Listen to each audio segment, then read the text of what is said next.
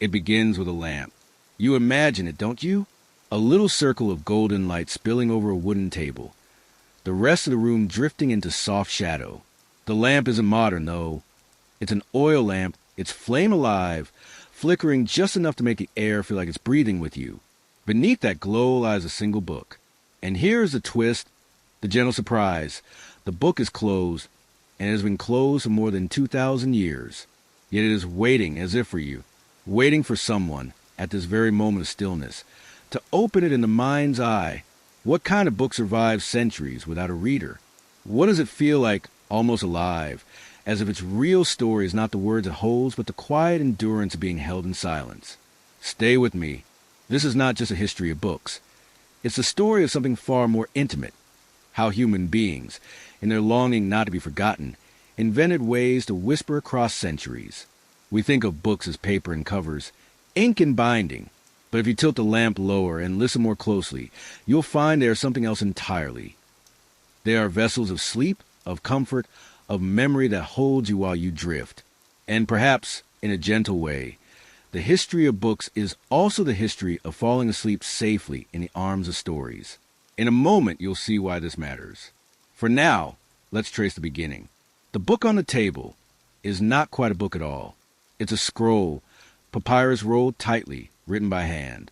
You would need to unroll it, inch by inch, to hear its voice. And yet, for the scribe who made it, this was not just a document. It was the closest thing to immortality.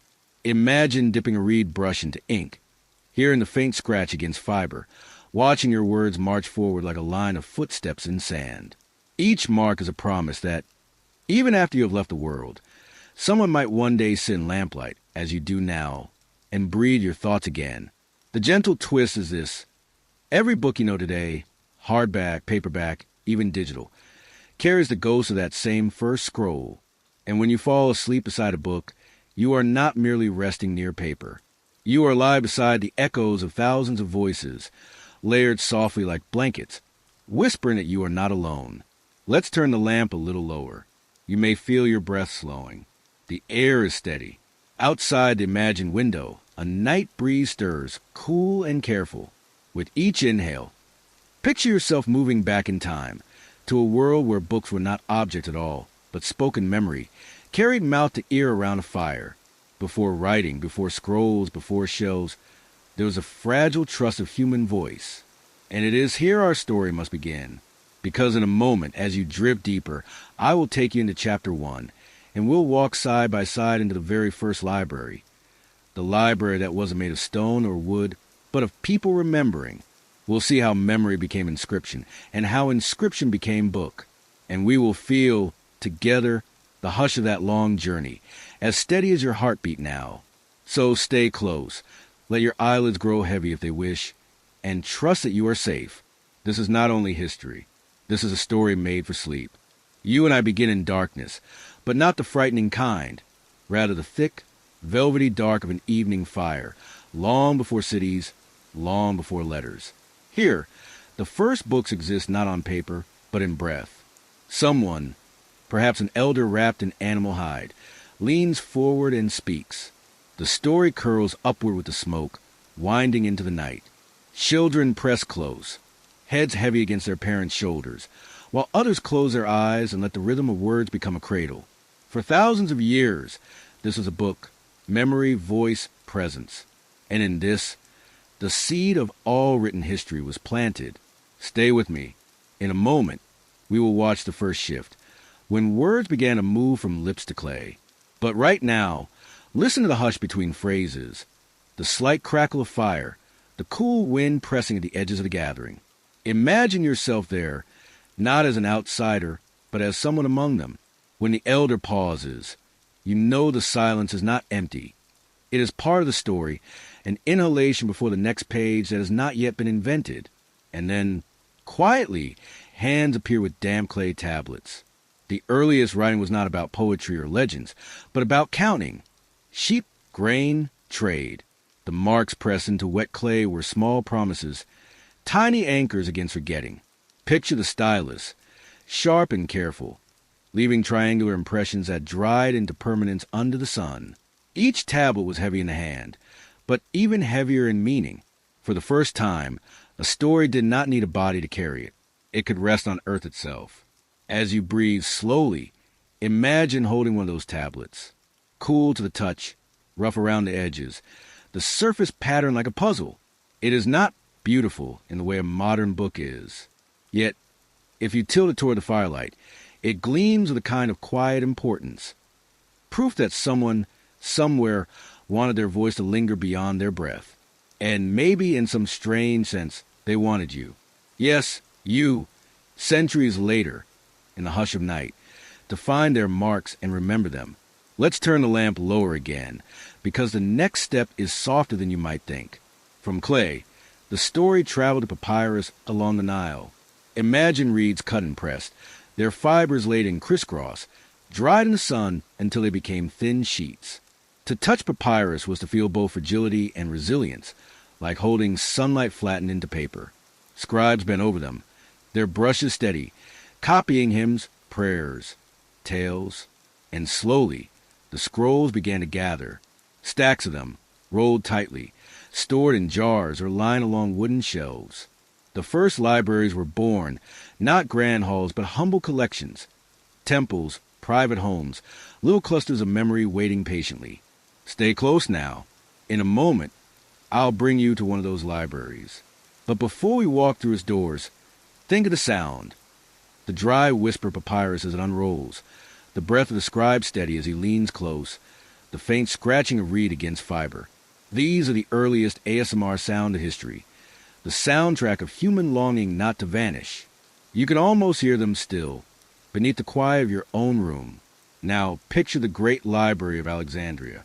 You've heard of it, perhaps, as a myth, a treasure of knowledge lost to fire. But before the tragedy, there was a dream. To gather every book, every scroll, every whisper the world had produced, under one roof by the sea. Imagine walking its corridors at night, oil lamps flickering, the air thick with salt and parchment, row upon row of scrolls, each one a world, waiting. And you, a traveler half asleep, run your fingers along their edges and feel 1,000 centuries breathe back. And here is the gentle promise fulfilled. You are not separate from these stories. Every book you hold today, every quiet night you spend beside one, is a descendant of this dream. And in the stillness of your room now, you are not only a reader, you are part of a lineage of listeners, of sleepers, of wanderers who once sat by fires, held clay, unrolled papyrus, and dared to believe that memory could survive time. Breathe slowly. The lamp is low. And in the next chapter, we will step into the Middle Ages, where books were not for all, but for the few. Monks bent over parchment in candlelit monasteries, their ink freezing mid-stroke in winter air. There, among the hushed corridors and distant bells, we'll see how the book became sacred, illuminated, and how the whispers of past centuries were stitched into gold and leather. For now, rest in this thought. The book began not as an object, but as a voice, and that voice across time is still speaking softly to you tonight. The night grows quieter as we leave the ancient scrolls behind. In your imagination, we walk slowly along a path lit by the pale glow of the moon, and with each step centuries slip beneath your feet. The sound of the sea fades, replaced by the hush of distant bells carried through the cool air.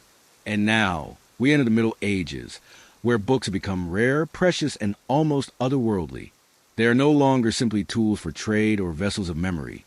They are sacred objects, guarded within monasteries and whispered over in candlelight. Imagine a stone corridor, its walls thick and cold, the floor echoing with the soft shuffle of sandals. You hear the steady drip of water, somewhere in the distance, and the faint rustle of robes. Inside a small chamber, bent over a desk of rough wood, sits a monk. His lamp burns low, a thin flame bending against the draught. Yet his quill continues its journey, steady as prayer. He dips the nib into ink made from oak galls and iron salts, and with a patient hand, he scratches the words of Scripture onto a sheet of parchment stretched tight and smooth. Stay with me here. Listen to the faint rasp of quill on skin. For parchment was made not of reeds, not of clay, but of animal hide, scraped thin, polished to a pale glow. To run your fingers across it was to touch the memory of the earth itself. And the monk, in his devotion, was not merely writing. He was preserving, word by word, the wisdom of ages past, so that one day, perhaps, you might hear it whisper in the quiet of your room tonight. Let's turn the lamp a little lower.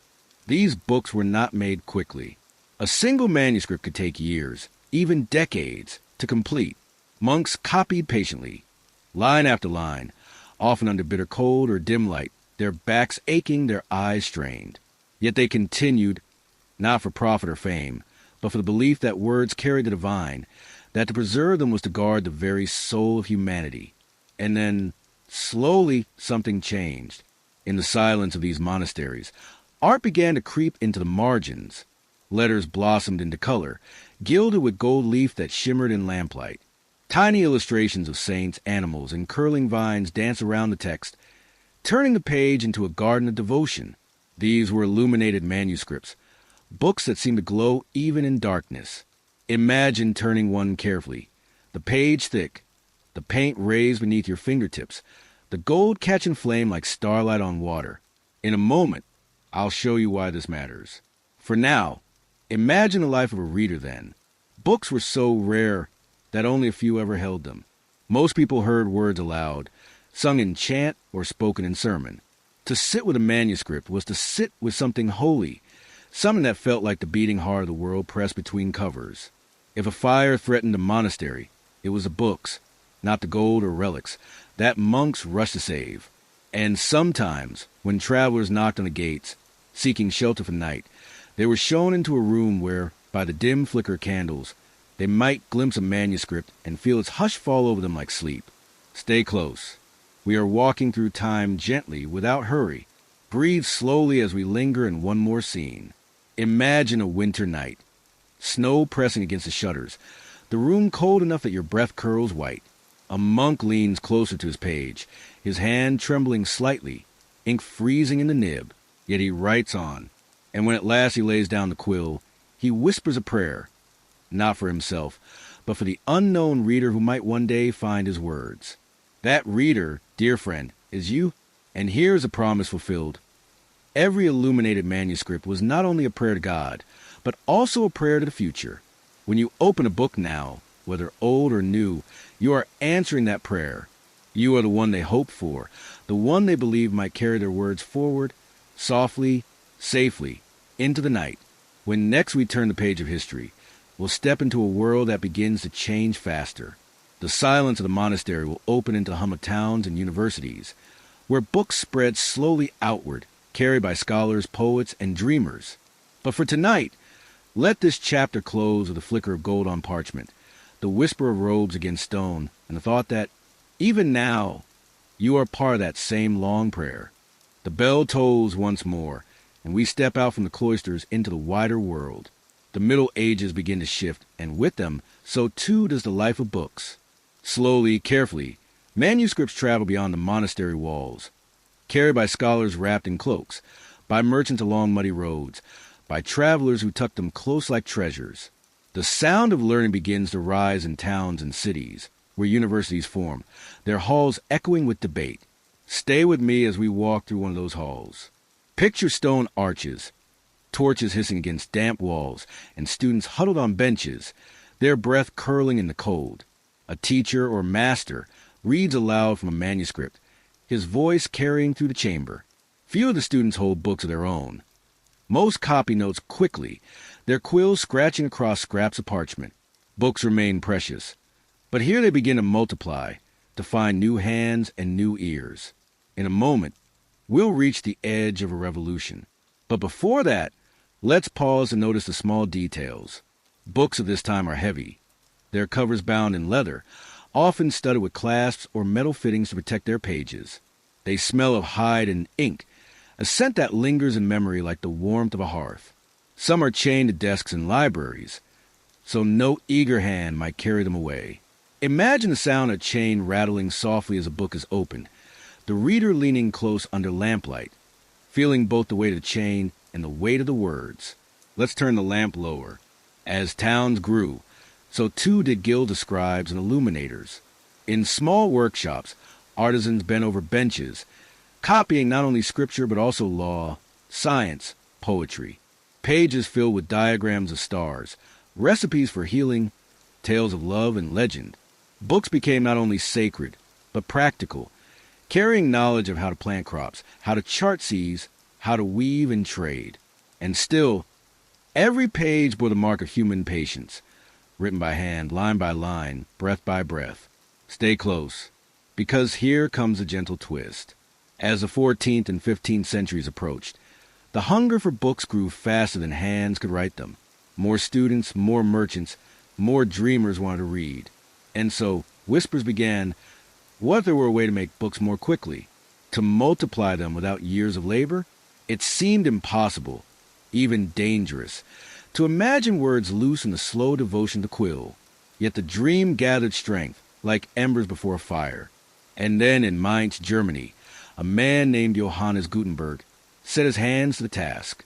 His press would soon change the world forever, but for now, imagine him as a craftsman, tinkering in the dim light of his workshop. Wooden presses creaked, molten metal hissed, as type was cast. Ink stained his fingers. He was not only making a machine, he was opening the door to a flood of words, a flood that would sweep across Europe and beyond.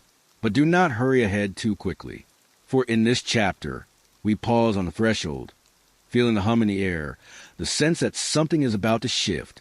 Books in chains, books copied by candlelight, books held close as treasures. All of these will soon be transformed. The age of the manuscript, though beautiful, is nearly at its end. Breathe slowly. Rest in this thought. You are standing at a doorway in time, holding a candle. Behind you are the voices of monks, the gold of illuminated pages, the silence of stone cloisters. Ahead of you waits a thunder of pages, pressed and multiplied, spilling into the hands of every kind of reader. And in the next chapter, we will step into that thunder, gentle though it will be for us tonight, and watch as books are born again in ink and press, and the world learns to read anew.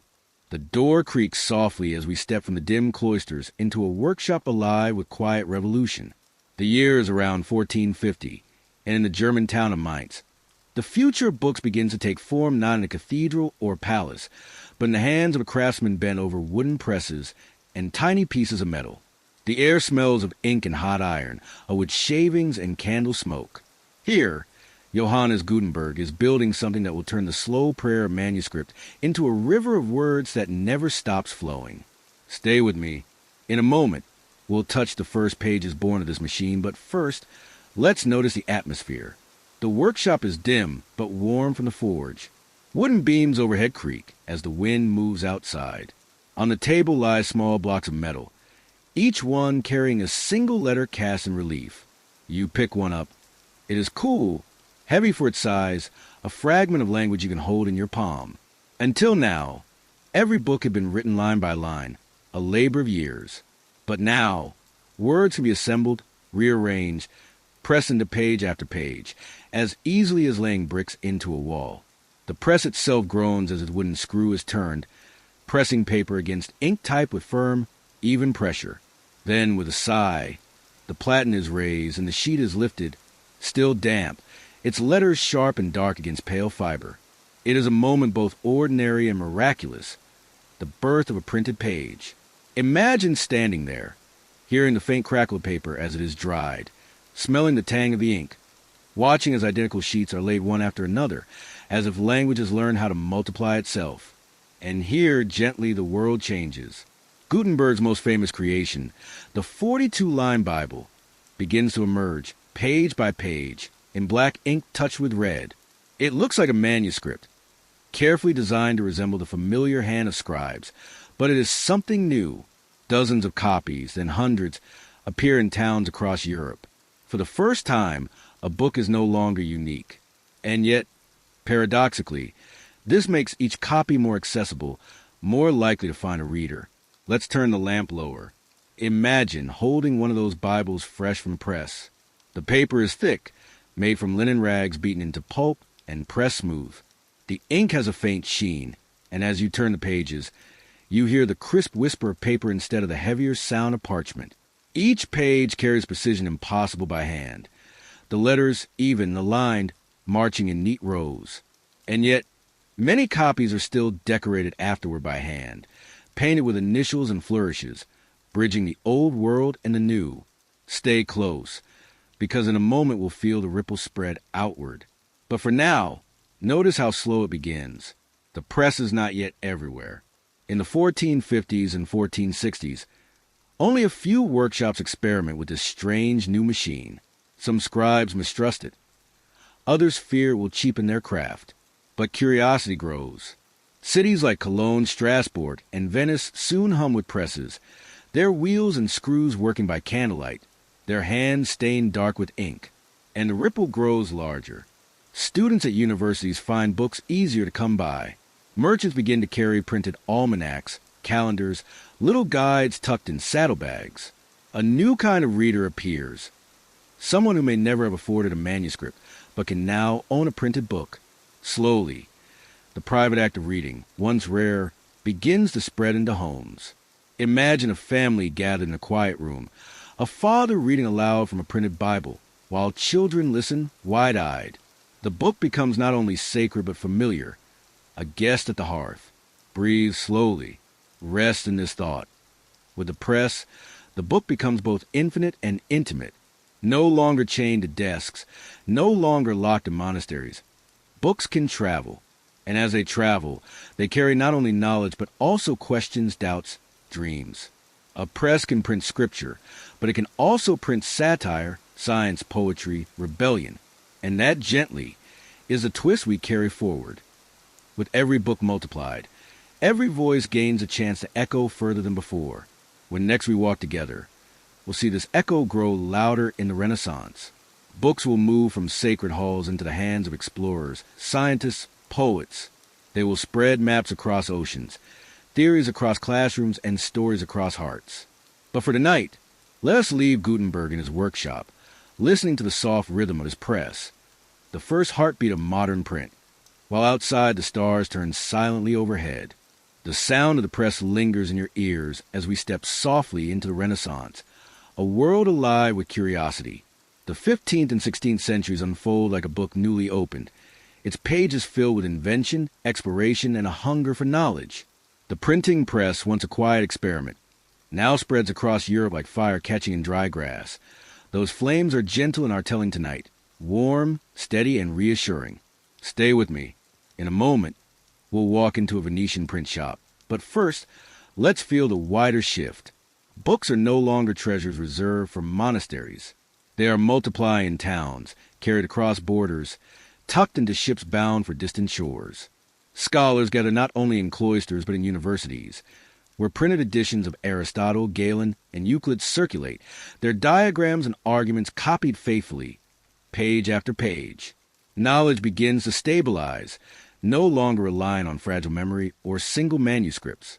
A student in Paris and one in Bologna can read the same words, see the same images, hold in their hands a common text.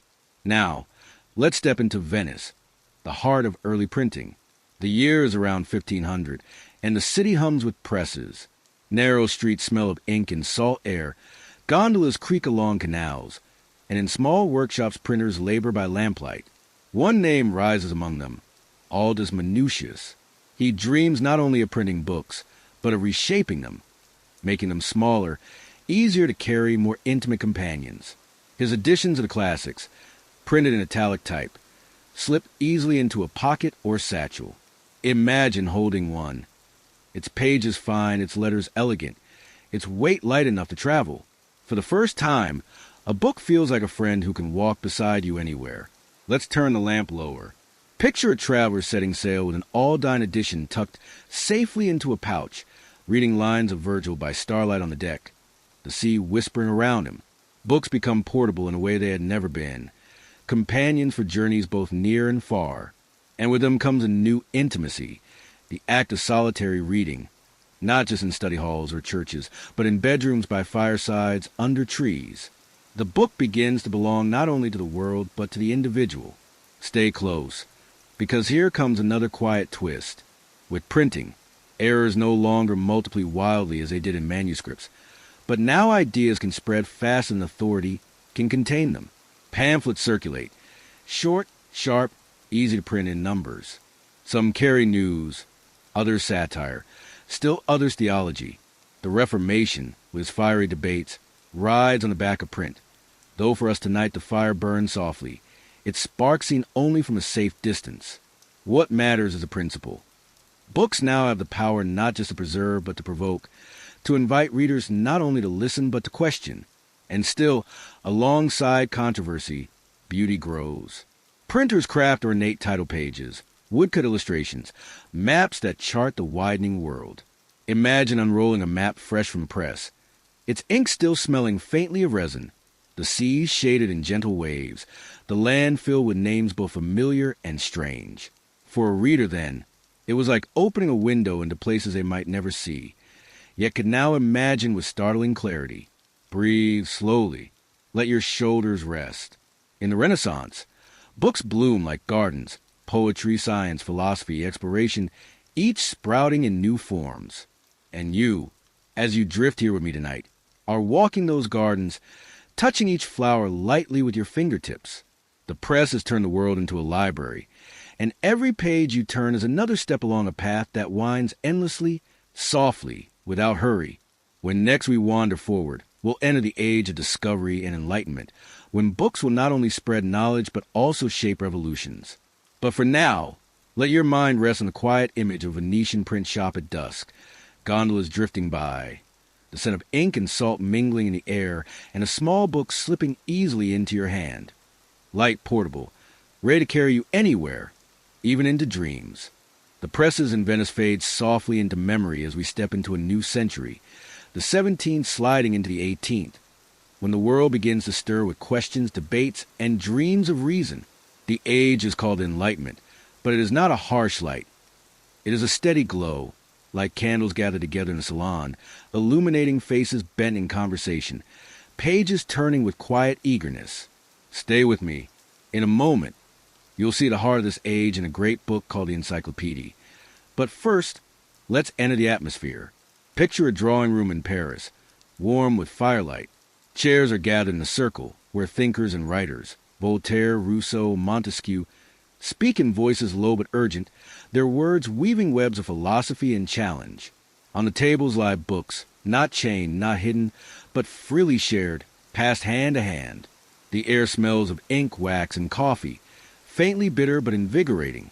The book in this era becomes not only a vessel of memory, but a spark for debate. Pamphlets flow through streets, carried in satchels and slipped beneath doors. Ideas once confined to monasteries now run freely, like rivers finding new courses. Imagine a pamphlet hot from the press, its paper rough, its edges uneven, ink smudging slightly as it passes from reader to reader. Each copy carries urgency, a voice insisting on being heard not centuries from now, but today, tonight, in the moment. Let's turn the lamp a little lower. Knowledge itself begins to take new shape. In Paris, Denis Diderot and Jean-Laurent d'Alembert undertake the massive task of gathering human knowledge into one work, the Encyclopedia. For more than 20 years, printers, writers, engravers labor to compile volumes filled with articles on everything from philosophy to metalwork. Imagine running your fingers along one of those thick volumes, the paper textured with woodcut illustrations, gears and plants etched in careful lines. To hold such a book was to feel the scope of human curiosity pressed into your hands. Stay close, because here's a gentle twist. While the Encyclopedia aimed to enlighten it, also unsettled. Authorities feared its spread. Censors banned it. Yet still copies traveled quietly, hidden in trunks, carried across borders. And each time a reader turned a page by candlelight, they felt not only knowledge but also possibility. The idea that the world could be questioned, reshaped, reimagined. Picture, too, the private readers of this age. A young woman, her gown soft and rustling, sits near a window at twilight, her book of Rousseau open on her lap. She reads slowly, lips moving slightly, her face lit not by grandeur but by thought, by the sense that her own mind matters. A merchant, weary from the day, leans back by the fire, reading a travelogue that takes him to distant seas he will never sail. Books in this time are not only about reason. They are about imagination expanding, lives opening. And so, quietly, revolutions begin to stir, not with battles here in our story, but with words. The pages of Locke, Montesquieu, and Voltaire plant seeds of democracy, liberty, the rights of man. By the end of the century, these seeds will break the soil, changing nations. But for us tonight, we stay at the softer level. The flick of a page, the murmur of voices in salons, the quiet thrill of knowing that a book can be dangerous simply by inviting thought. Breathe slowly. Rest in this thought. The Enlightenment was not only about logic and debate, but about the human longing to connect minds across distances, to build bridges of ink and paper where stone walls had once stood. And when you pick up a book today in your own quiet room, you step into that same lineage of readers who once felt a candle's glow on their pages and believed that knowledge, gently shared, could change everything. When next we turn the page, we'll step into libraries that grow beyond the private salon, great public halls where books begin to belong not just to the elite, but to the people. For now, let us linger in the Parisian night, where the lamplight flickers on volumes of philosophy, the voices rise and fall like waves, and a book waits patiently on a polished table, its spine warm from many hands. The salons of Paris fall silent as we walk into another space, one larger, more public, yet still hushed with reverence, the library. In the 18th century, libraries expand, no longer confined to monasteries or the studies of nobles. They open their doors to scholars, to citizens, to anyone with a desire to read. The book, once chained, now sits waiting on shelves that stretch higher than the eye can follow. Stay with me as we step through the doors of the British Library, or the Bibliothèque Nationale de France, or even a small-town collection. The smell greets you first, with polish, leather bindings, the faint musk of paper aging. Tall windows filter daylight onto rows of shelves, their spines glinting like jewels in the half-light. A librarian moves quietly between aisles, her footsteps muffled, her hand trailing along the wood, as though every volume is a friend she must greet in passing. Let's turn the lamp lower. Imagine yourself at one of the long wooden tables, your fingertips resting on the cool surface, a book open before you. Its pages are slightly uneven at the edges, cut by hand, the print crystal softened by time. Around you, other readers sit in silence, some bent over atlases, others whispering notes into margins. The library breathes like a great animal, quiet, steady, protective. You feel safe here, as though the walls themselves promise that your thoughts matter, that you belong among these shelves. Stay close, because here is a gentle twist. Libraries in this age are not only repositories of knowledge, they are also symbols of equality. To step inside is to step into a shared world, where the poor and the wealthy might read the same words, hold the same book, dream the same dreams. In a time when society is divided by rank and privilege, the library is a soft rebellion, a whisper that knowledge belongs to everyone. Picture, if you will, a boy from the countryside, entering a library for the first time. His clothes are plain, his shoes worn, but his eyes widen as he sees row upon row of volumes. He pulls down a book of astronomy. Its pages filled with diagrams of planets, and suddenly the universe feels nearer, possible. Or imagine a seamstress, her hands rough from work, finding in a novel the companionship of characters who live far beyond her daily toil. For each, the library is not only a place, but a doorway. And yet, as you breathe slowly, notice too the quiet struggle. Not every library is open to all. Many still require privilege, status, or patronage. Books may be free, but access is not always equal. And so the dream of universal reading lingers, like a candle whose flame flickers but does not go out. Let's pause on one more scene. The year is late in the century, and a traveler wanders into a library at dusk. The windows glow faintly, the shelves stretch into shadow, and the only sound is the soft rustle of pages turning. He pulls a chair close, opens a volume of history, and begins to read. Hours pass, the room darkens, and still he remains, lost in the words. For him, the library is not only knowledge, it is sanctuary. And perhaps, as you listen now, you feel that sanctuary too. Breathe slowly. Rest in this thought. The library of the 18th century is the ancestor of every library you know, every shelf where you have stood, every book you have pulled free to take home. Each one is part of a larger story. The slow but steady unfolding of access, the dream that no one should be denied the comfort of words. When next we turn the page, we'll step into the 19th century, where novels bloom and literacy spreads to millions, and books become companions for ordinary lives in ways never seen before. But for now, close your eyes and imagine yourself still in that quiet library, where the lamp burns low, the shelves rise endlessly, and every book waits, patient and kind, for your hand. The long corridors of Enlightenment libraries grow dim as we cross quietly into 19th century. The world outside has changed. Factories hum. Trains whistle in the distance. Cities glow with gaslight. And in this age of industry, books take on a new role. They are no longer only treasures for scholars and philosophers. They begin to flow into the lives of ordinary men and women, children and workers, travelers and dreamers. The story of books now becomes a story of companionship. Stay with me. In a moment, you'll see the rise of the novel. But first, picture the streets of London or Paris around 1830.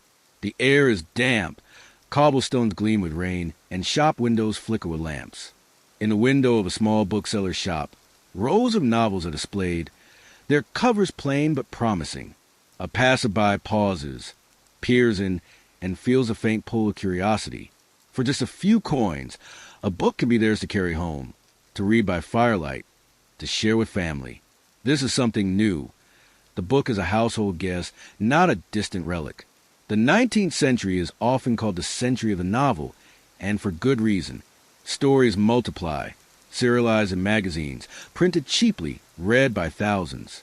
Imagine the thrill of waiting for the next installment of Dickens's The Pickwick Papers. The pages hot from the press. Crowds gathering at bookstalls. Each chapter arrives like a letter from a friend, unfolding slowly over weeks and months. Reading becomes not only private, but communal. People discuss the stories in taverns, in factories, in parlors. Characters live alongside them, as real as neighbors. Let's turn the lamp lower. In a small cottage, a mother reads aloud to her children from a serialized tale, her voice steady as rain taps on the roof. The children drift toward sleep, their dreams colored by the adventures on the page. In a factory dormitory, workers pass a book from hand to hand, one reading aloud to the others before bed. The story softens the edge of labor, offering escape, comfort, and laughter. Books become not only mirrors of the world, but windows out of it. Stay close, because here lies a gentle twist. The 19th century is also the century when women's voices as novelists grow louder. Jane Austen, Charlotte Bronte, George Eliot, all find readers eager for stories of domestic life, of longing, of thought and feeling. Their novels remind the world that the inner lives of women matter, that love and family, choice and constraint, are worthy of ink. To read Austen by candlelight was to feel the quiet rebellion of wit and observation tucked within gentle sentences. And still, books expand further. Adventure novels carry readers to distant lands, while Gothic tales send shivers through parlors lit by single lamps. Poetry continues to sing. Newspapers carry serialized stories, and libraries, both grand and small, fill with eager readers. Literacy spreads as public schooling grows, and for the first time in history, millions can read. A child with a worn primer in a schoolroom becomes the ancestor of every reader today, tracing letters slowly, one by one, until words open like doors. Breathe slowly. Rest in this thought. In the 19th century, the book becomes truly alive in daily life. It belongs to no single class, no single group. It rests by firesides, travels in satchels, hides under pillows, sails across oceans. And in this universality, it becomes a comfort as constant as a hearth, as intimate as the sound of a familiar voice at bedtime. When next we turn the page, we'll linger further in the century, where libraries open to the public, lending books freely, and where the act of reading becomes not just pastime but identity. But for now, imagine yourself in a quiet parlor, the fire low, the rain steady outside, and a serialized story in your lap, each word waiting patiently, like a friend who knows you will return night after night until the tale is done. The rain outside the bookshop softens into mist as we move deeper into the 19th century, where another quiet transformation unfolds. Books, once bought and treasured, now begin to circulate freely. Public libraries expand, lending volumes to anyone who wishes to read. making the book not only a possession but a shared resource, a communal hearth around which entire towns can gather. Stay with me as we step into one such library, perhaps in Manchester or Boston. The air smells of coal smoke drifting in from the streets, mixed with the polish of wood and leather. Rows of shelves rise into dim arches, their spines stamped in gold, their titles catching the lamplight. A boy in threadbare coat enters hesitantly, cap in hand. He has come from the factory floor, where machines clattered through his day, but here he finds silence. A librarian nods gently, guiding him to a shelf where novels and histories wait. For the first time, he carries a book home without paying for it, and as he reads by candlelight in his narrow bed, the world seems larger, kinder, more possible. Let's turn the lamp lower. Picture a woman in a small town who borrows a novel each week from the library. She works long hours as a seamstress, but in the evening she lights a single lamp, settles into a chair, and opens the borrowed book. Its cover is worn, its pages soft from many hands, but to her it feels new, a treasure renewed each time she begins. She does not own it, yet it belongs to her as much as to anyone, for in reading it she makes it her own. Stay close, because here is a gentle twist. As libraries spread, books cease to be solitary possessions and become threads of community.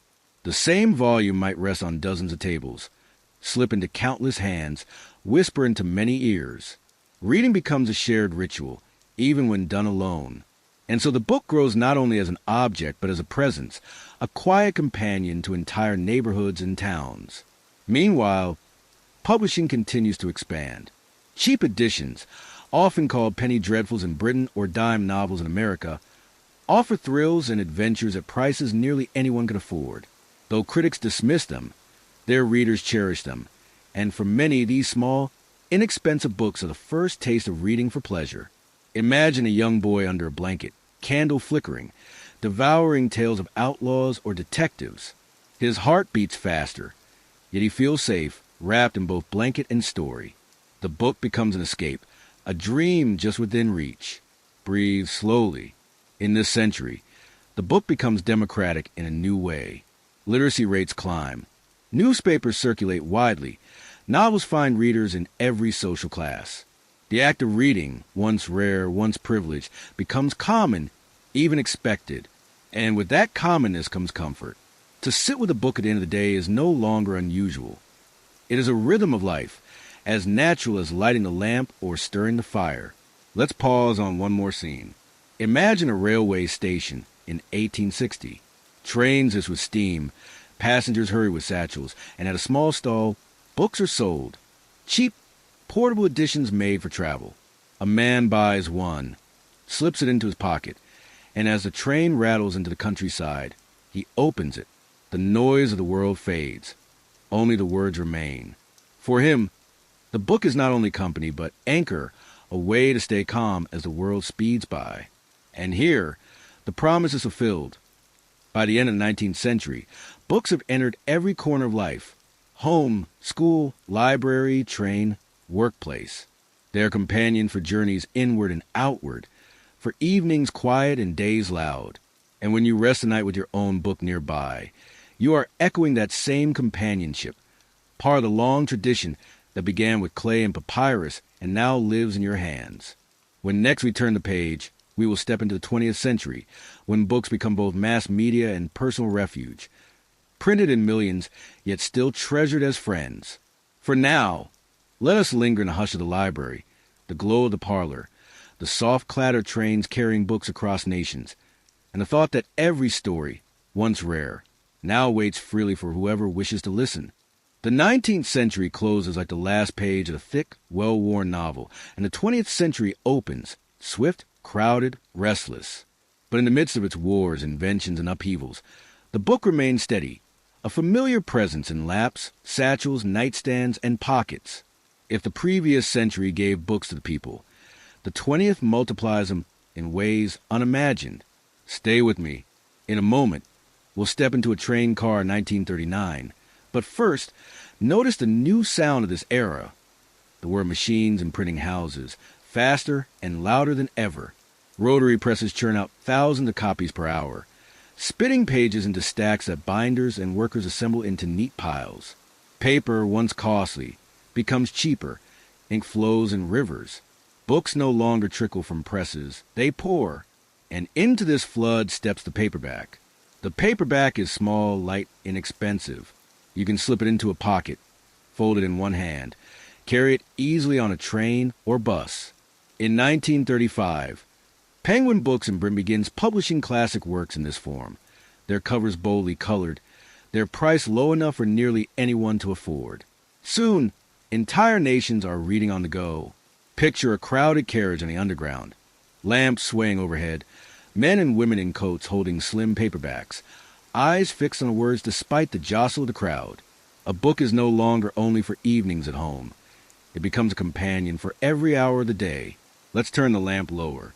During the Second World War, books take on another role, comfort and courage. In the United States, millions of armed services editions are printed, small paperbacks that soldiers tuck into their uniforms, read in barracks, carry into trenches. Imagine a soldier at night, his flashlight faint, reading a novel in the mud of a foreign field. The story becomes more than pastime. It becomes refuge, a reminder of humanity when the world feels uncertain. The book whispers, "You are not alone, even in the darkest night. Stay close, because here's a gentle twist." In this century, books are no longer fragile luxuries. They become resilient, traveling wherever humans do. They survive damp trenches, rattling train rides, the pockets of children who dog-ear their pages.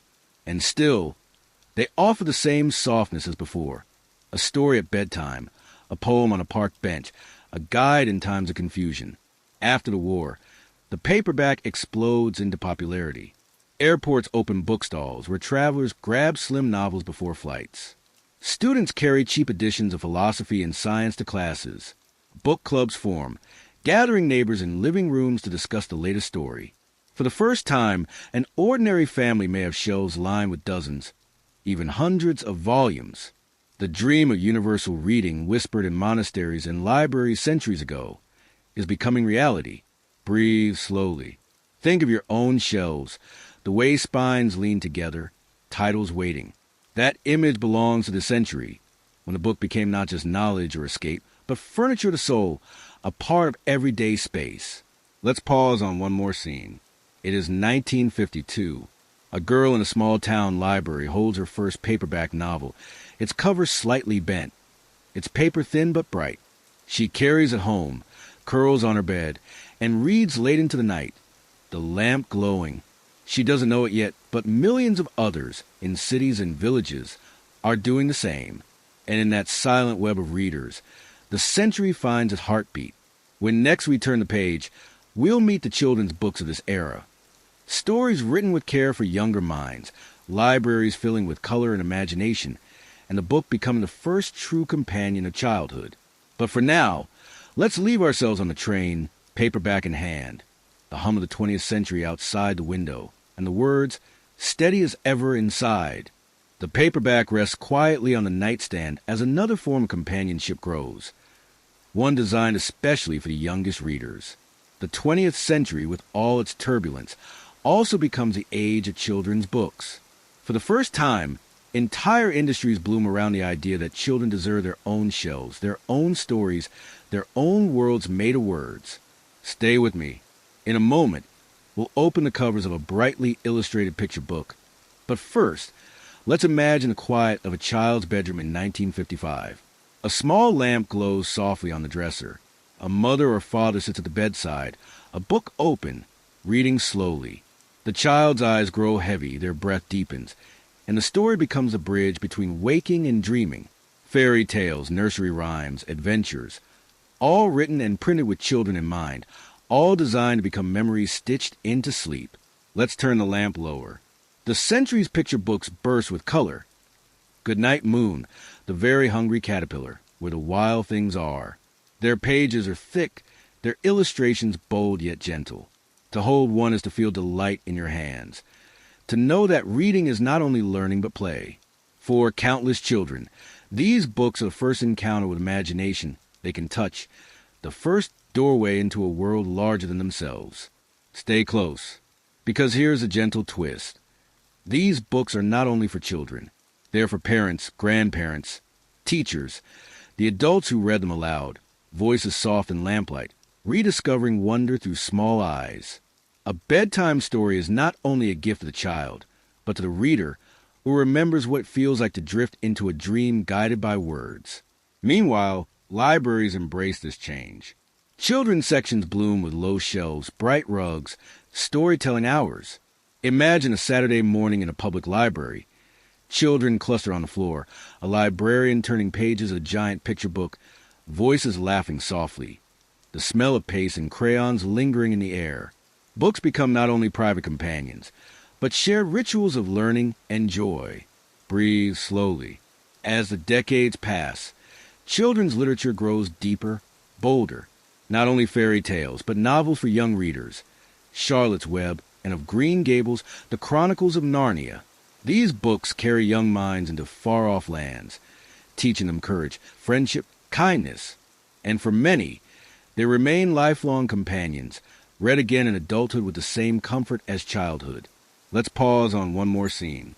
A boy sits in bed in 1970, flashlight under the covers, reading The Hobbit. His parents believe he's asleep. But in the small glow, he journeys with hobbits and dragons, his heart steady and calm. The book is not only story. It is secret, sanctuary, magic tucked in paper. And when he drifts asleep, the book rests beside him, as the watching guard. And here is a promise fulfilled.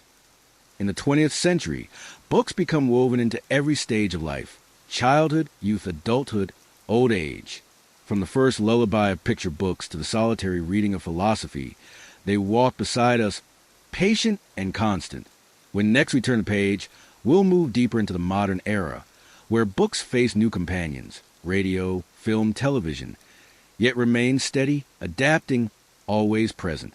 But for now, close your eyes and picture a child's hand turning a thick, colorful page, while the world outside grows quiet and the lamp glows steady, and the book whispers softly, "Good night." The child's flashlight fades, the pages of The Hobbit rest gently closed, and the night carries us further into the 20th century. The world outside grows louder now. Voices on radios, flickering screens, the silver glow of cinema. For a moment it seems books might lose their place, drown in this chorus of new media. But books, as always, adapt. They do not compete with the glow of screens. They offer something else, a slower rhythm, a softer light, a personal whisper that no broadcast can match. Stay with me. In a moment, we'll sit in a 1950s living room where television flickers. But first, notice the quiet resilience of the book. Publishers respond to the new century with paperbacks bold in design, covers painted with bright colors, titles in daring fonts. Bookstores filled with pocket-sized novels. Cheap enough for teenagers, stylish enough to slip into a handbag. A new reader emerges. One who reads not because they must, but because they choose, because a book feels like freedom carried in ink and paper. Picture that living room. A family gathers around a glowing TV, the voices of a comedy show filling the air. But on the couch's edge sits a girl with a paperback in hand. Her body turned slightly toward a lamp, her eyes fixed on the page. The laughter around her becomes distant. The book has drawn her into another rhythm, another world, one she can hold quietly against her chest when the episode ends. Let's turn the lamp lower. In the 1960s and 70s, books move in tandem with cultural shifts. Paperbacks become the fuel of counterculture. Poetry from Allen Ginsberg, novels from Jack Kerouac, philosophy and politics carried in slim, cheap editions passed from hand to hand on campuses and in cafes. Imagine a student sitting cross-legged in a park. Paperback bent at the spine, underlining lines that feel like revelations. The book becomes not only a companion but manifesto, a way to shape identity, to feel part of a larger movement. Stay close, because here comes a gentle twist.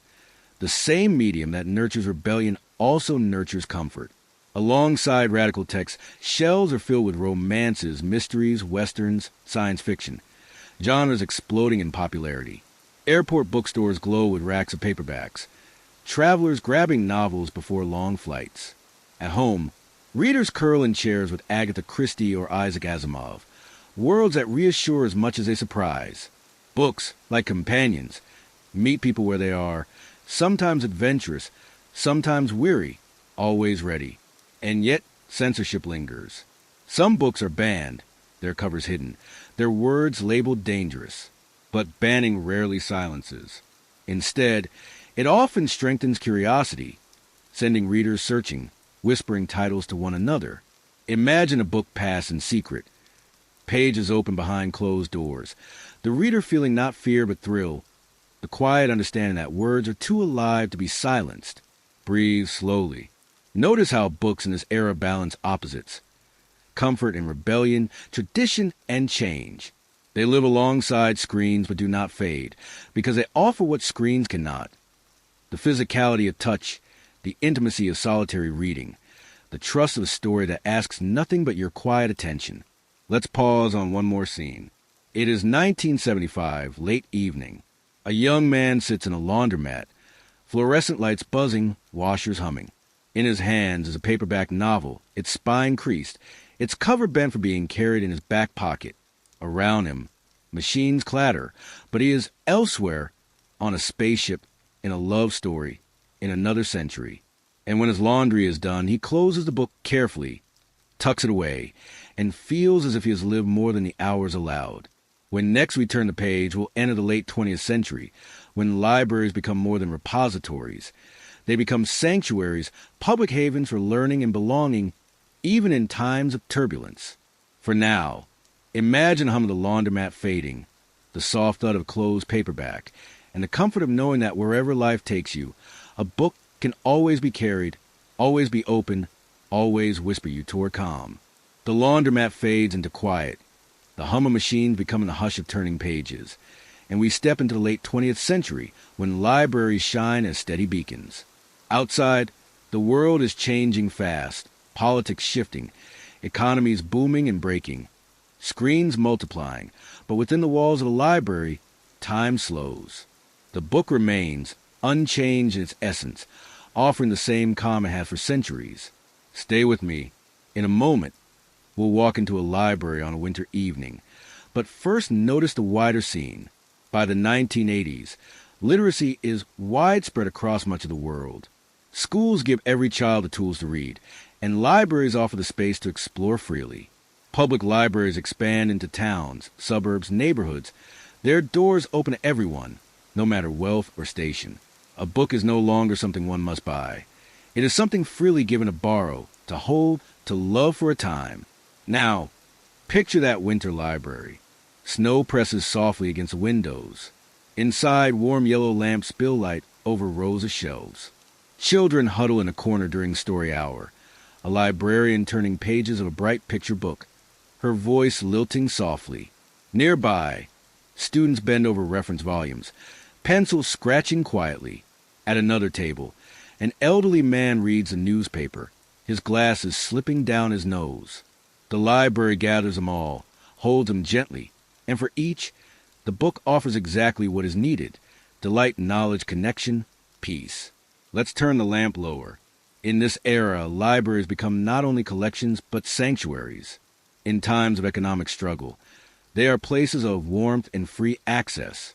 In times of political upheaval, they are places of quiet truth, housing censored works, protecting voices that might otherwise vanish.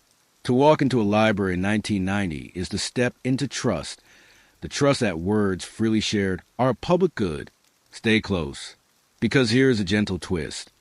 As computers begin to arrive, some fear that books will fade. Screens glow softly in corners of libraries. Card catalogs give way to keyboards, and whispers rise. Will the printed page survive? Yet the library proves resilient. The shelves remain full, the tables busy, the books worn from many hands. Technology arrives, but it does not erase.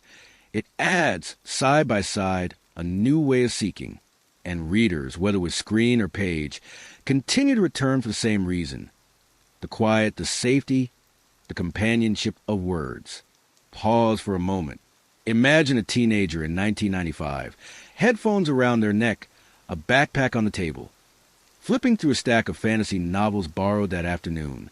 They ignore the hum of computers nearby, lost instead in Dragon, in quests, in kingdoms of imagination. The library is not just a building. It is a portal, one they can step into freely again and again. Breathe slowly. Rest in this thought. The late 20th century solidifies the library not as relic, but as heartbeat. Books here are not fragile. They are living companions, circulating endlessly, binding communities together. Each checkout card, stamped again and again, is proof of lives connected through pages. Let's linger one last moment. It is evening closing time. The librarian dims the lights. The last readers slip out into the snowy night, and the doors are locked. But inside, on the shelves, the books wait quietly, patient as ever. They do not mind the dark. They know tomorrow someone will come, open their covers, and breathe life into their words again. When next we turn the page, we'll enter the 21st century, where digital technology reshapes the book yet again.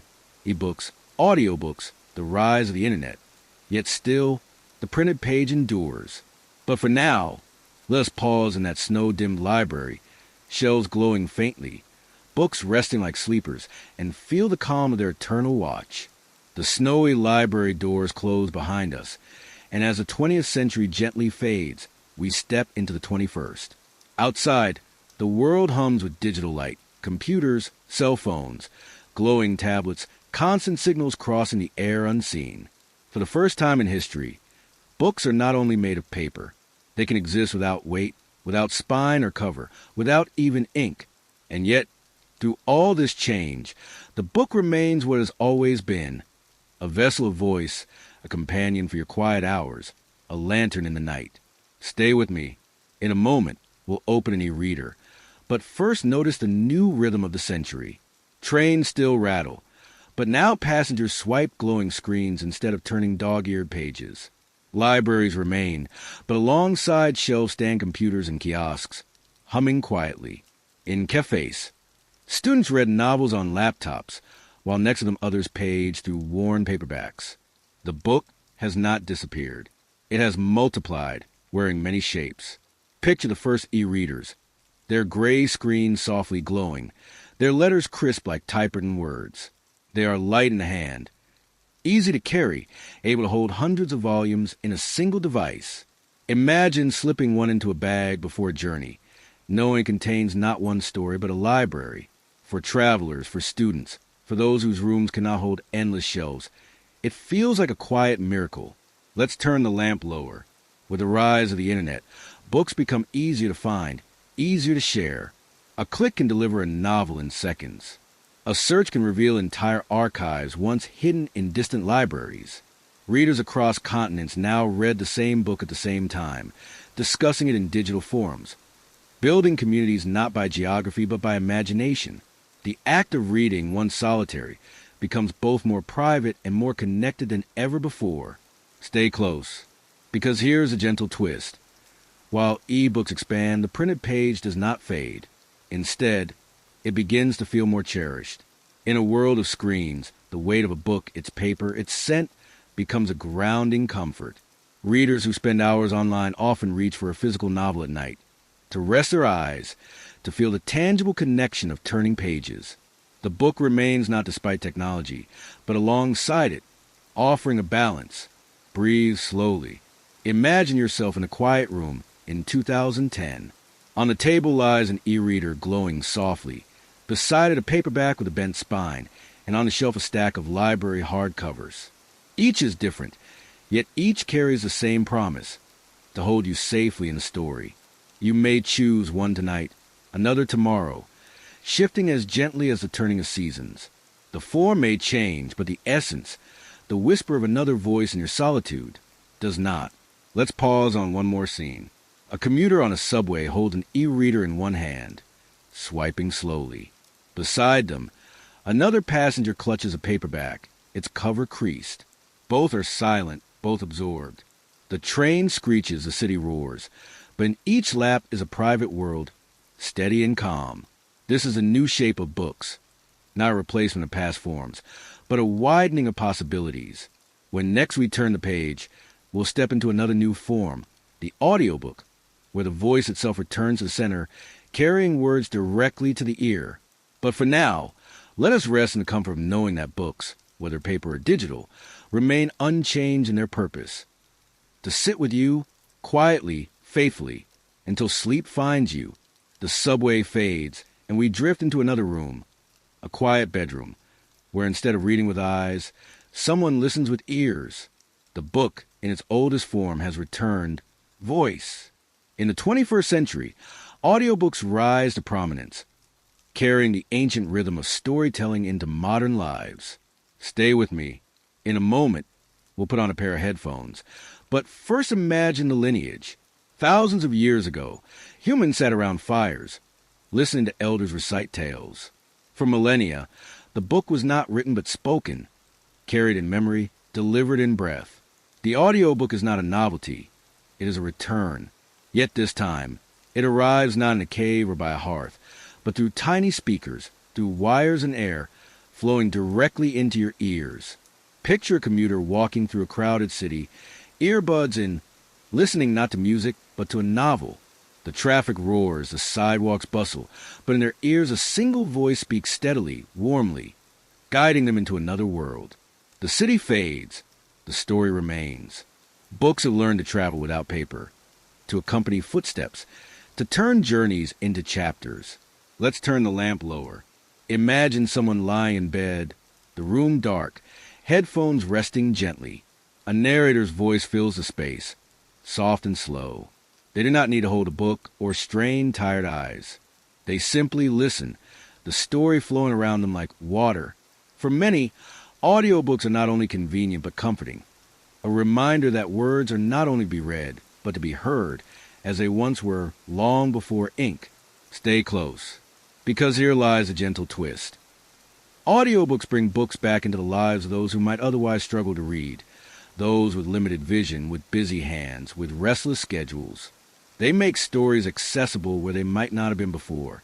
A driver on a long road, a worker with tasks that keep hands occupied, a grandparent whose eyes tire easily. All can carry books with them still, through voice. Breathe slowly. Notice how the forms expand, printed, digital, spoken.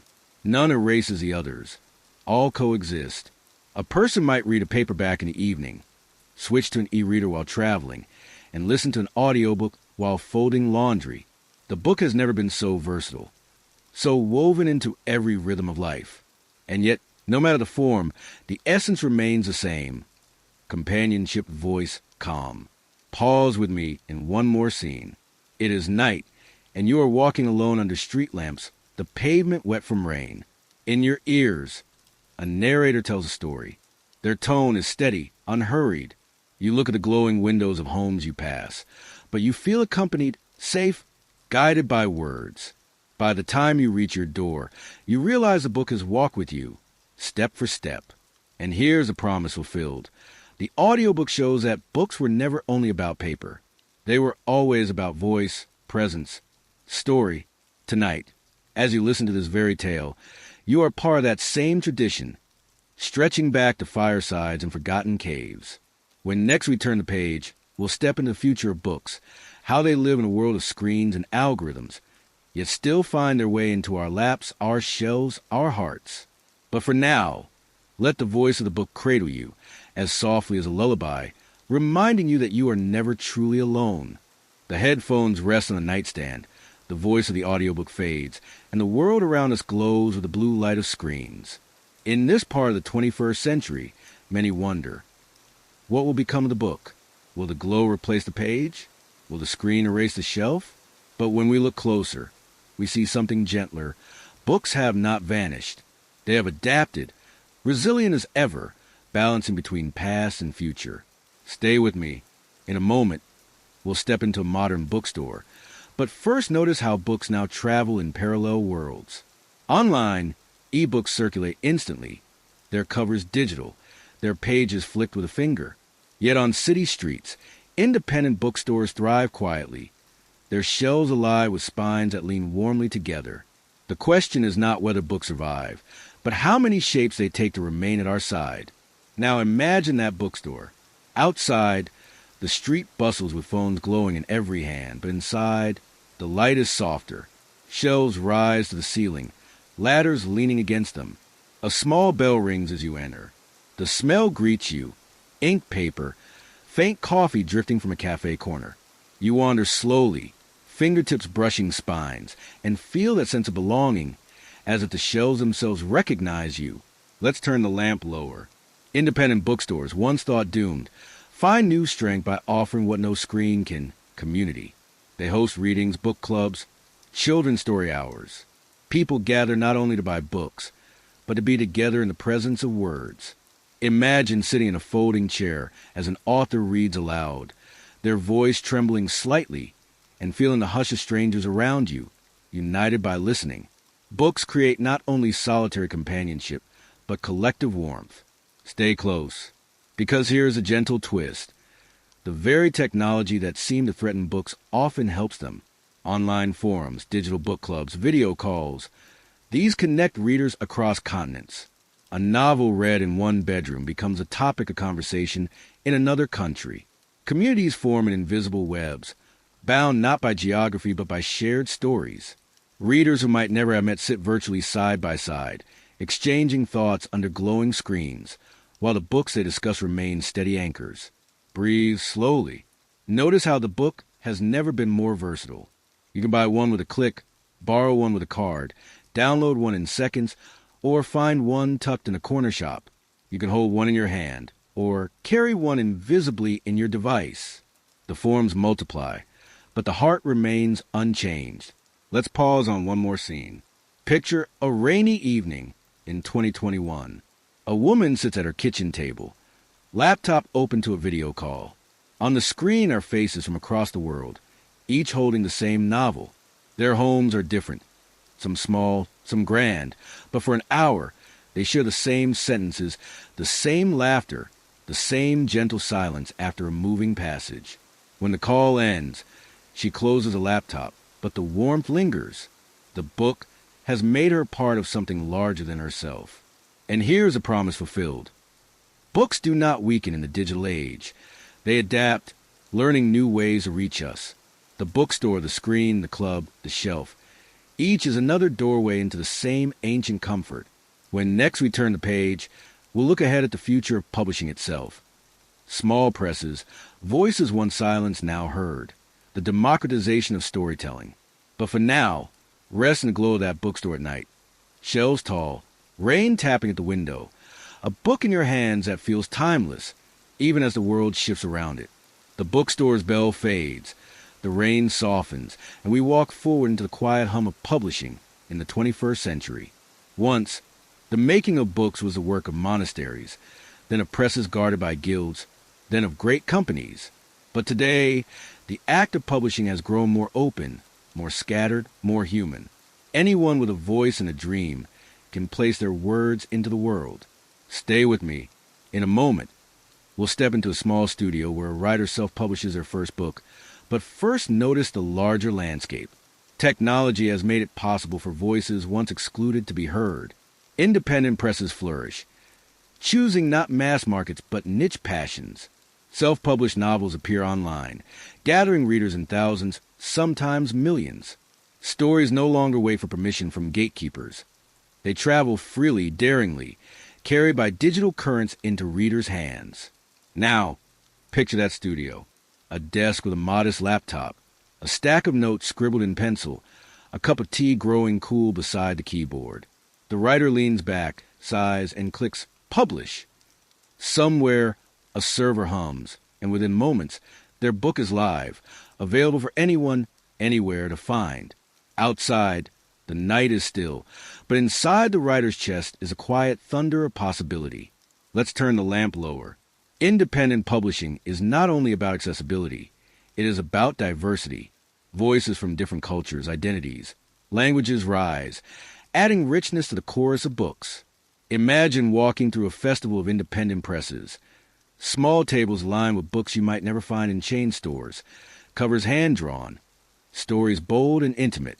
Each represents a voice that insisted on being heard, and each offers a reader the chance to see the world through new eyes. Stay close.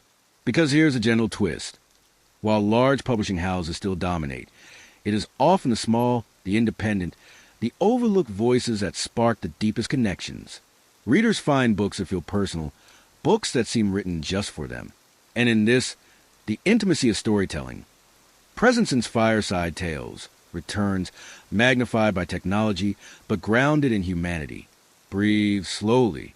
Consider the way a reader today might discover a poem self-published online, share it with a friend across the world, and feel a bond with someone they have never met. Books have become both more global and more intimate, spanning continents while resting quietly in a single hand. Pause with me in one more scene. It is a summer evening, warm air drifting through an open window.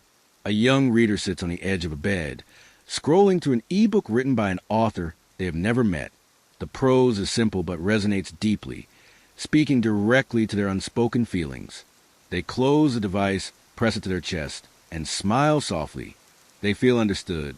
That is the power of publishing in this century, not only to spread, but to connect hearts across distances. And here is a promise fulfilled. The future of books is not about replacing the old with the new.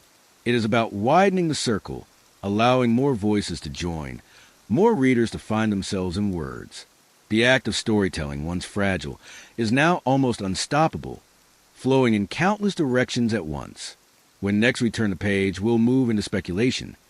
What books might become in the decades to come, immersive, digital, timeless, and why?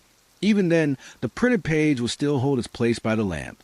But for now, rest in the hum of that writer's studio, the glow of the laptop, the quiet certainty that somewhere, even tonight, a new story is being born. The indie presses and small studios fade into quiet, and we lean forward into horizon, into future of books. It is a future shimmering with light, humming with unseen circuits. Yet at its center, the book remains what has always been, a voice waiting patiently for a reader. The forms may shift, but the heart stays steady. Stay with me. In a moment, we'll slip on a headset and step into a virtual library. But first, let's notice how the seeds of tomorrow are already present. Screens glow brighter, devices grow smaller, and stories now leap beyond page and voice into immersive worlds. Some imagine books as interactive spaces, where you might not only read a forest but walk through it, hear its rustle, feel its shadow. Some imagine novels layered with soundscapes, where every page comes alive with quiet music, not loud or startling, but gentle, flowing with the words. Picture that virtual library.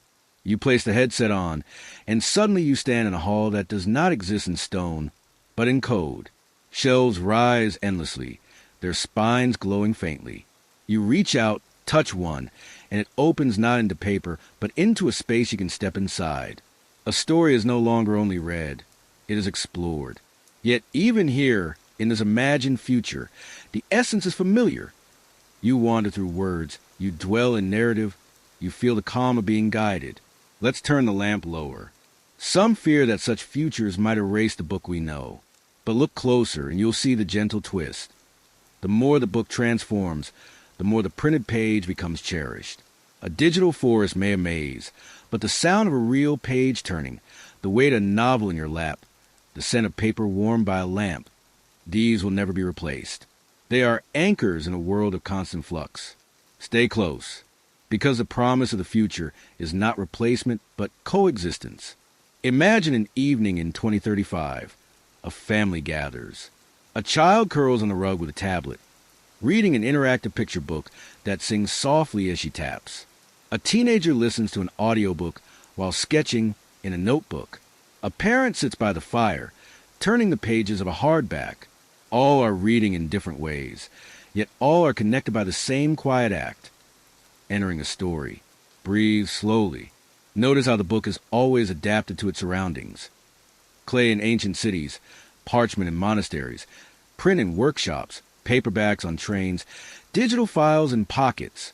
Whatever comes, whether virtual or tactile, the book will adapt again, because its core is not material. Its core is companionship, the presence of words. Pause with me in one more scene. Imagine lying in bed 50 years from now. The lamp glows softly. On the table beside you sits a sleek device that can project entire libraries at a touch. Yet in your hands you hold a worn paperback, its spine cracked, its cover faded. It belonged to your parent, perhaps their parent before. You turn its pages slowly, the paper whispering as it always has, and you smile. For all the marvels of the future, this is still the truest comfort. The sound, the feel, the closeness of a book. And here is a promise fulfilled. No matter how far the future takes us, books will not vanish. They will multiply in form, but they will always remain, because the need they answer, the need for story, for voice, for calm, never fades. When next we turn the page, we'll wander further into that future, exploring how stories themselves might shift, becoming more diverse, more inclusive, more reflective of every human voice. But for now, rest in the virtual library, shelves glowing endlessly, and know that even tomorrow, books will wait for you with patience and warmth. The glowing shelves of the virtual library dim as we step into another vision of the future. Not the technology of books, but their voices. For centuries, stories came from narrow circles. Scribes, priests, wealthy patrons, great presses. But tomorrow, every voice may have a place. The book of the future may be less about invention and more about inclusion, a chorus of stories broader and deep than the world has ever known. Stay with me. In a moment, we'll sit at a festival of global storytelling. But first, notice the quiet change already unfolding. Translation grows swifter, bridging languages. Publishing platforms invite writers from every corner of the world. Voices once silenced by geography, poverty, or prejudice now find pathways. Books become not only diverse in genre, but in origin, telling truths that were once hidden. Picture that festival. In a sunny square, tables brim with books from dozens of cultures. A poet from a small island nation reads in her native tongue. Her words are translated on a screen beside her. A novelist from a rural village signs copies of his first printed book, self-published online, now carried into many hands. Children's books lie open with illustrations, showing worlds once unseen in Western shelves. Readers wander, pausing, smiling, recognizing themselves where once they did not appear. Let's turn the lamp lower. In this future, books become not only mirrors but windows. For a child in one country, a story from another offers understanding, empathy, kinship. For an adult, voices unlike their own provide perspective, comfort, humility. To hold a book from far away is to feel less alone, to sense a human experience, though varied, shares a heartbeat. Stay close, because here is a gentle twist. The more voices join, the less the book belongs to any single culture or tradition. It becomes something shared, woven by many hands. And in that sharing, books return to their oldest role, not simply to record, but to connect. Breathe slowly. Imagine yourself 50 years from now, standing before a shelf not divided by borders, but by themes. Love, memory, resilience, wonder. You pull one down and it carries you across continents, into lives you never knew. But in them you hear echoes of your own. That is the future. A library not of nations but of humanity. Pause with me on one more scene. A grandmother reads aloud to her grandchild, the book translated from a distant land. The words describe mountains a child has never seen, customs unfamiliar, but the rhythm of the story, the warmth of the voice, feels timeless. The child drifts toward sleep, and the grandmother smiles. Through the book, they are connected not only to each other, but to strangers across oceans, bound by story. And here is a promise fulfilled. The future of books is not only technological, it is human. It is the widening of circles, the inclusion of every voice, the reminder that when we listen to stories beyond our own, we become more whole. When next we turn the page, we'll step into the penultimate stretch of our journey, reflecting on what books mean not only as history, but as companions, how they have stood by us from the first fires to the latest screens. But for now, rest in the hum of that festival square, where voices rise in many languages, and books glow in every shade of humanity. The festival of voices fades, lanterns dimming above the square, and we walk softly into reflection. After so many centuries, clay tablets, parchment scrolls, bound codices, printed volumes, glowing screens, the question lingers, what do books truly mean to us? Beyond knowledge, beyond story, they have always been companions. They have grown with us, waited with us, watched us as we turn their pages in silence. Stay with me. In a moment, we'll follow a book through the seasons of single life. But first, notice how books accompany us not as objects, but as presences. When you hold a book, you hold a moment of time, someone's voice captured, someone's thoughts stilled, waiting patiently until you are ready. A book does not rush you. It keeps steady pace with your breath, your heartbeat, your sleepiness. Picture a child, perhaps 5 years old, learning to read for the first time. The letters wobble, the words stumble, but slowly, with effort, they make sense. The child looks up, eyes bright with triumph, and the book smiles invisibly. It has opened its door. That same child will grow, carrying books like stepping stones through school, through adventure, through heartbreak. Each book becomes a quiet witness to a stage of life. Let's turn the lamp lower. Imagine that same person as a teenager, curled on a bed, a novel pressed close.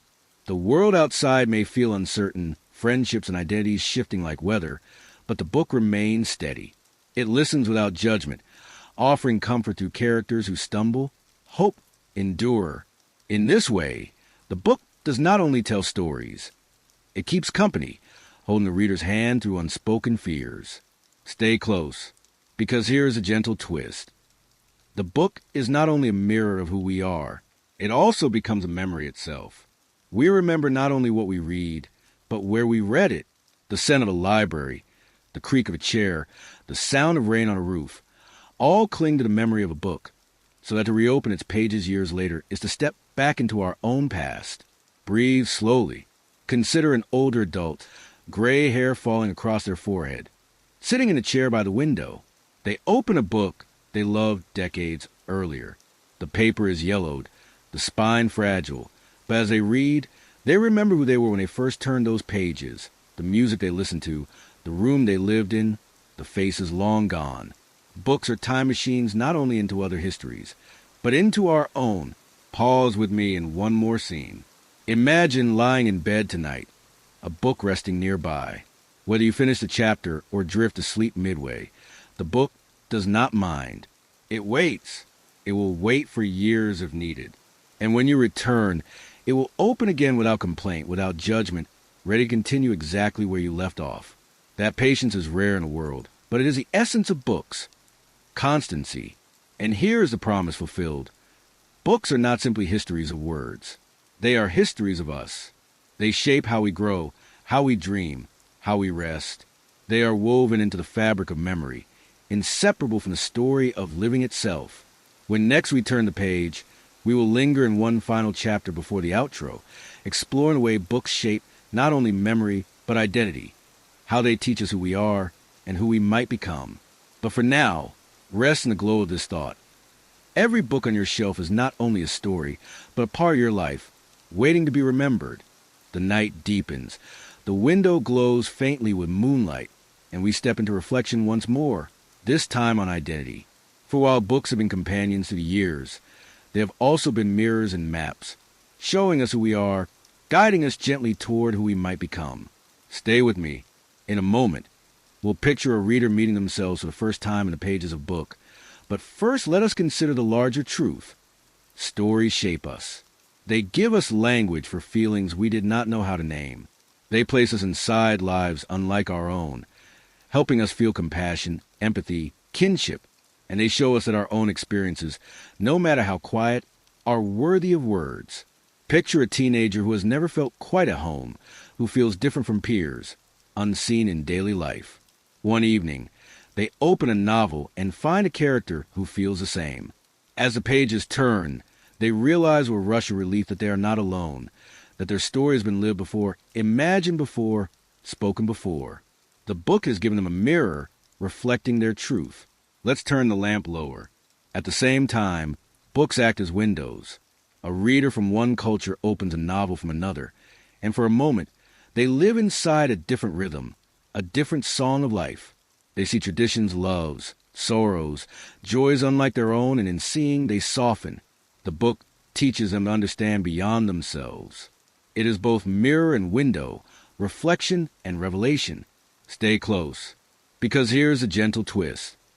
Books not only tell us who we are, they also whisper possibilities of who we might yet become. A child who reads or explores may dream of travel. A young adult who reads of justice may find courage to speak. An elder who reads a renewal may discover new peace. Each book is a compass needle, turning quietly, guiding us without force. Breathe slowly. Notice how identity and story intertwine. To look back on your favorite books is often to see yourself, your hopes, your questions, your longings, hidden in their characters, their lines. And to imagine your future is often to imagine which books you have yet to open, which voices you have yet to meet. Pause with me in one more scene. Imagine a bookshelf in your own home. Some books are read and worn, others still waiting. Each is like a friend, some familiar, some you have not yet met. And when the time comes, you will pull one free, open its cover, and find a new piece of yourself reflected back. That is the promise of books. They hold not only stories, but identities waiting for us to discover. And here's a promise fulfilled. Books are not just companions for sleep or journeys. They are companions for the soul, shaping who we are quietly, gently, as the years unfold. When next we turn the page, we'll reach the final chapter, chapter 22, where we let the story of books taper into stillness, into gratitude, into the kind of outro that invites sleep as gently as turning down the last lamp of the night. But for now, rest in the soft glow of knowing that every book you've loved has loved you back, shaping you in ways you may not even realize.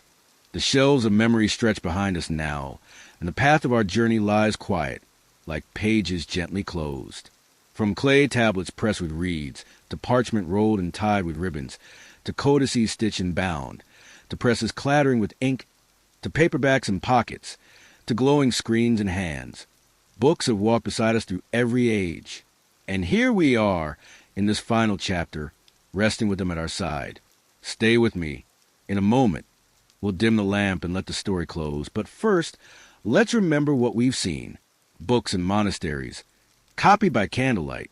Books in salons, sparking revolutions. Books in soldiers' packs, carried into the darkest nights. Books in children's hands, shaping dreams before sleep. Books in libraries, vast and free, offering sanctuary.